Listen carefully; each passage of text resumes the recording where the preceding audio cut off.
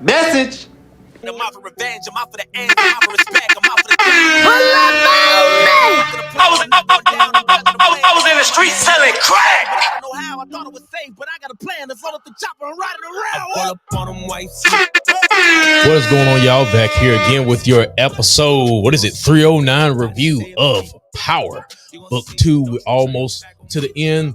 For those of you who did not watch the leaks, which was not me, I watched those leaks, man. Y'all wasn't spoiling me. Y'all see the thumbnails and everything, y'all. But today's topic, revenge from the grave. Thought this was a perfect score to at the end of this episode. It could work for episode 10 as well. I might have to put a little theory I might have out there. But that's for the spoiler pack. Me and Brillo are coming up here. We're gonna do it live. Plan on 4:30 today Eastern. Gonna be talking about episode 10 if y'all want to know the DMC's advanced thoughts. And if you don't want to wait until episode 10 airs. But as far as episode 9 is concerned, a message from the grave.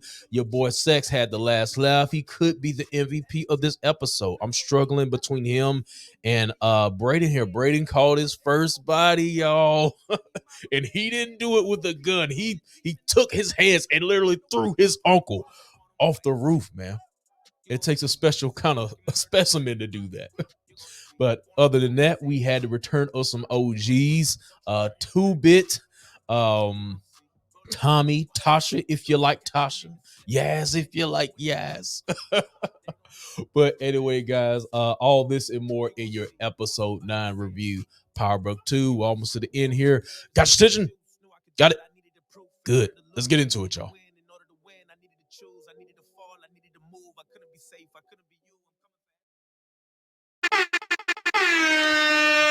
What's going on, everybody? Back here again, episode 9 review. Let's go ahead and get into it, guys. I'm not gonna take too much long here. I'm just gonna touch on the major key events I thought. But yeah, as far as overall this episode was a banger, man. They hit us with the left, right, left with all these returning characters. I'm like, 2-Bit came out of nowhere. Tommy, all these people came out of nowhere. It came out of nowhere for me anyway. I didn't see it coming. I did expect the one episode Tasha to come. Tasha usually comes for one episode and leaves, but that's about the most I was expecting. But yeah, it did seem a little random, if I were to say so. Let's go ahead and go into objective hate since I'm hating already. we always start with hate here at the JH review. So let's get into it, guys. So only thing I really want to hate on is how the Castillos were taken out. This was too quick. And then you had they just did this just to be different, I guess. You know what I'm saying? It felt like some type of, I don't know, I'm not even gonna try to say it, espionage mission from the Tejada brothers. And it's great to see them work together. They make a good team, man, when they put their heads together, man. But they had the gas tanks. They put the gas inside the boat, the little, what you call it, bodega. Yeah, so that's how they took them out, with gas. And keep in mind, when they in the scene where they were going back inside after they confirmed they were down, and they're going inside, and I'm this is my second rewatch. I'm watching the HD now, and I'm like, all these cars are passing by. Nobody is seeing this. So I was like, this makes no sense. So I don't know. I don't think down the line that it was going to be some type of camera that caught them on video. I don't think they're going to go that deep into it, man. I think they just wanted to have fun with this, something different rather than bang bang shoot them up. But what's wrong with a good old fashioned kill? You know what I'm saying? Shoot him, get it over with. Put the solace on, man. Like Tommy did later in the episode. We're gonna talk about him though. But I think that was the only part I wanted to hate on, man. So yeah, let's get into Tariq versus Cane, man. I always have said that they're basically going the scenic route as far as Tariq and Cane. I do think when it's all said and done, it's going to be those two together, and I think we're getting back on that road to them. To this combustion that is happening right now. But right now, we had a false start. The engine didn't quite get going. You couldn't start up the engine, Tariq. Come on, man. What was that swing, man? What was that? You swung it, bitch. But I guess at least he stood up to K. But K flung his ass into the damn computer. That was funny, man. I'm so, Tariq, man. I gotta write you up, bro. I gotta write you up for so many things in this episode, man. But we that was the first write up. We gonna get into some more.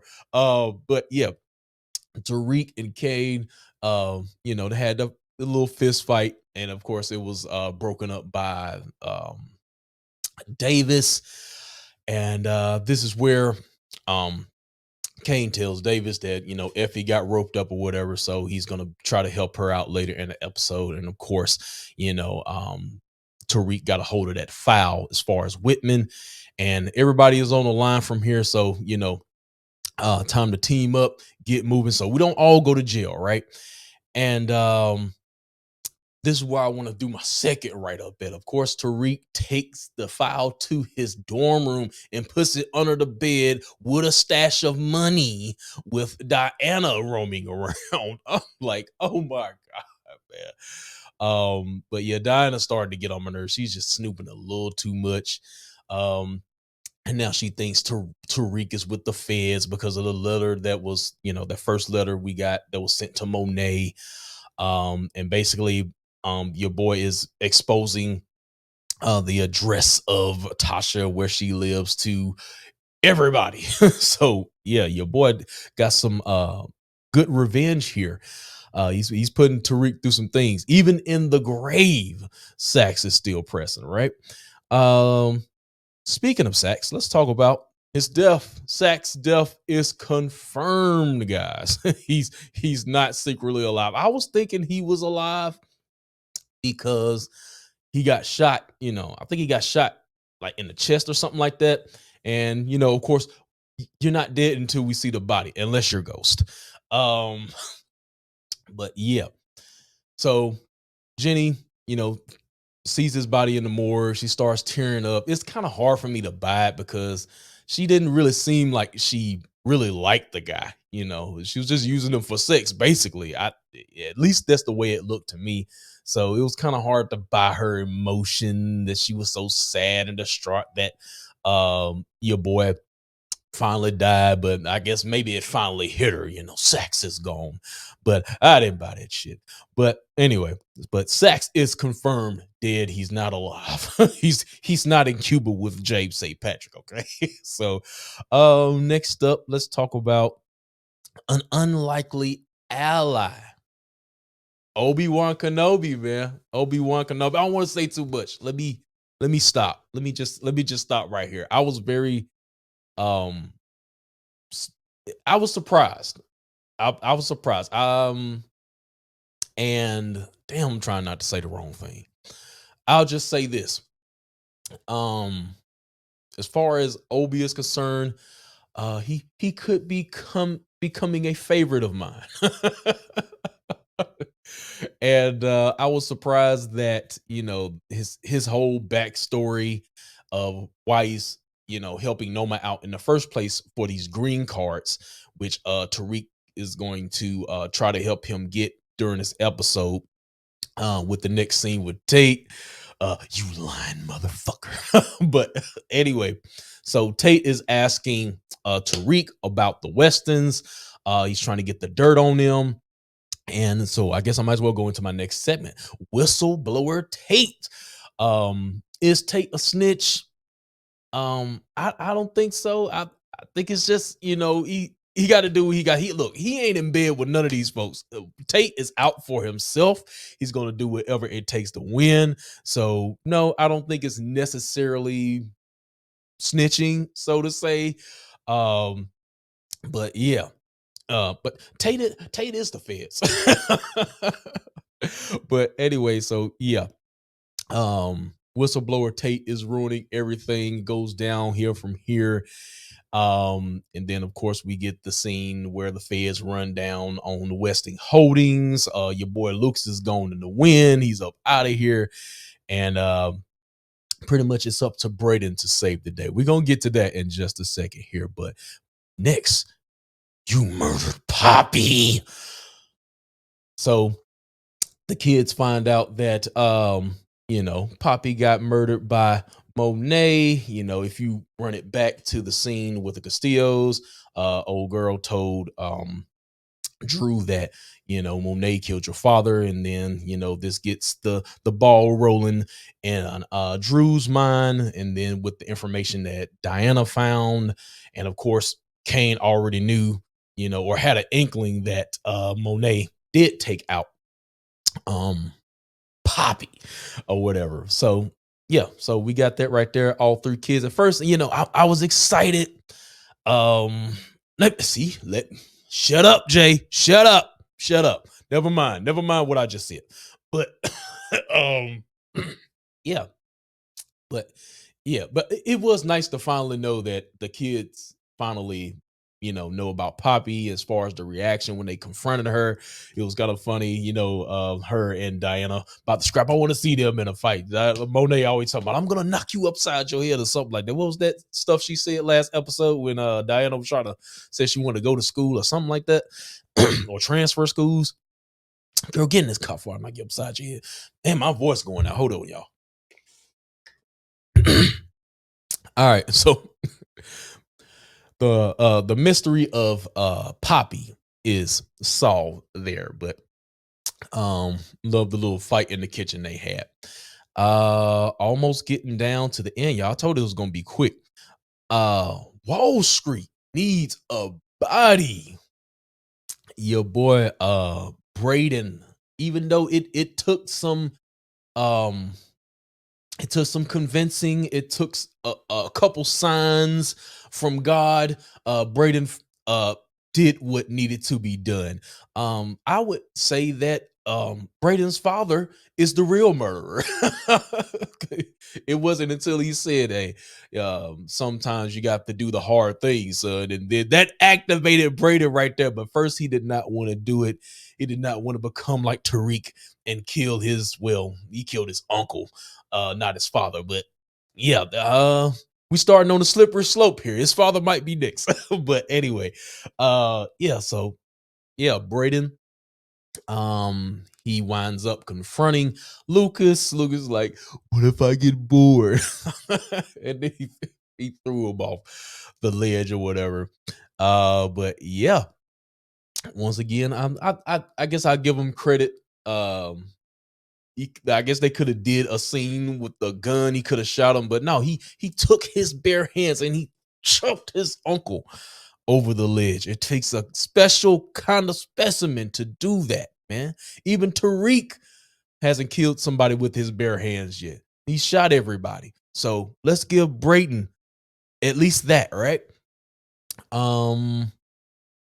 What else we got here? So anything else I want to talk about as well? I guess let's talk about his relationship with Kiki. What's going to happen with that? She's basically getting up out of here, and he stops her while she's packing or whatnot. Do I still see a future with them? I don't know. It's hard to tell. It's hard to tell, but yeah, Brayden definitely has feelings for Kiki. I hope, for the sake of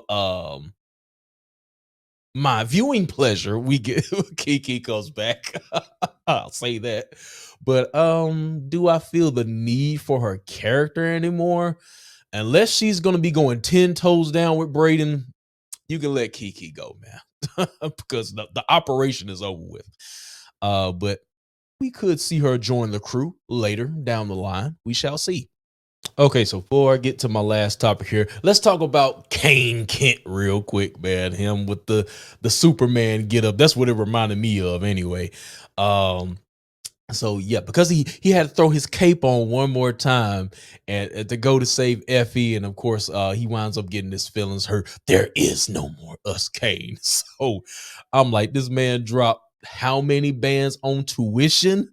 Come on, come on, come on, man. I, I'm speaking from experience.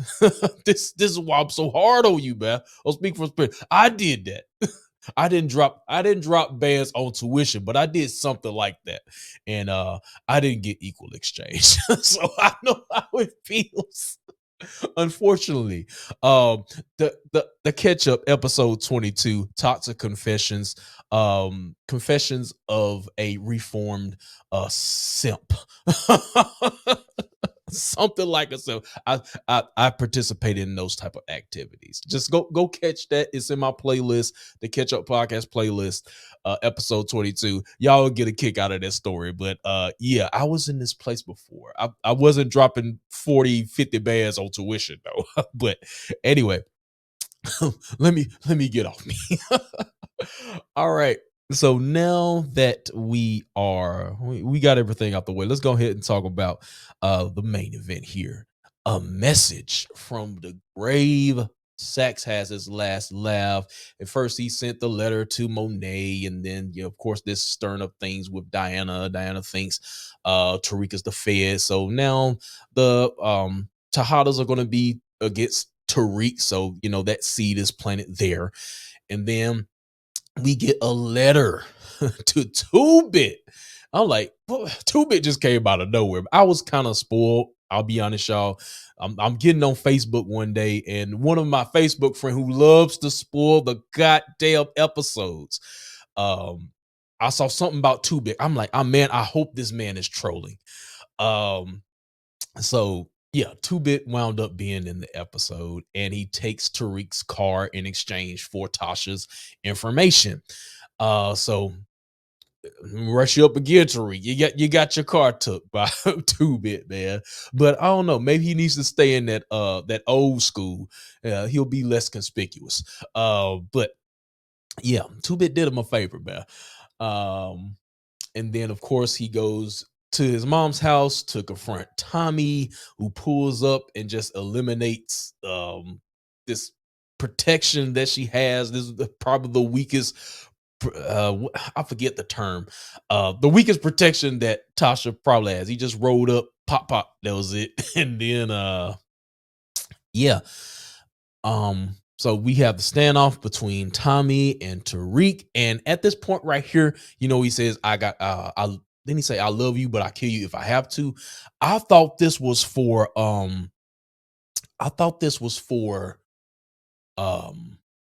either Lauren or Effie. So they got me right. I thought it was going to be most likely Lauren that he was telling this to. Speaking of Lauren is, hopefully she's up out of here. I don't need to see her return. I already wanted to see her die after last episode, but if she's going off to the sunset, good riddance. There's no more point for Lauren. Please, let's get her up out of here. Just, you know, small tangent. But I thought that scene was for one of them. I didn't think it was for Tommy, so they got me right there, man. That was a surprise. I wasn't thinking about Tommy at all, to be honest. I thought, you know, he's in Chicago, he's done with Tasha or whatever. I didn't think he was going to run it back. But so yeah, your boy gets knocked out by somebody we do not know at this point, but I know. So yeah, he gets knocked out. And third right up, Tariq, man. Come on, man. You get knocked out and stuff. He wakes up in the hospital with tubes in his nose. He didn't wake up like your boy Meech with the Uzi or whatever under the bed, but you know, he asked Brayden for a scrap, and then we go from there. But yeah, cool episode, man. I definitely thought it was it could have been finale worthy. Who knocked out Tariq? But no, that cliffhanger would have sucked. Who knocked out Tariq? You would have been sitting on that all year. Who knocked out Tariq? But anyway, guys, episode 10. I do plan on getting on with Brillo at 4:30 Eastern time. Just make sure to check the community page. I'll put up the thumbnail. Of course, I'll promote it a little bit before we go live. But with that being said, guys, that's going to do it for this episode. If you haven't already, make sure to subscribe to the channel, like, comment, all that good stuff. And we will see you for episode 10. We up out of here, y'all. Peace.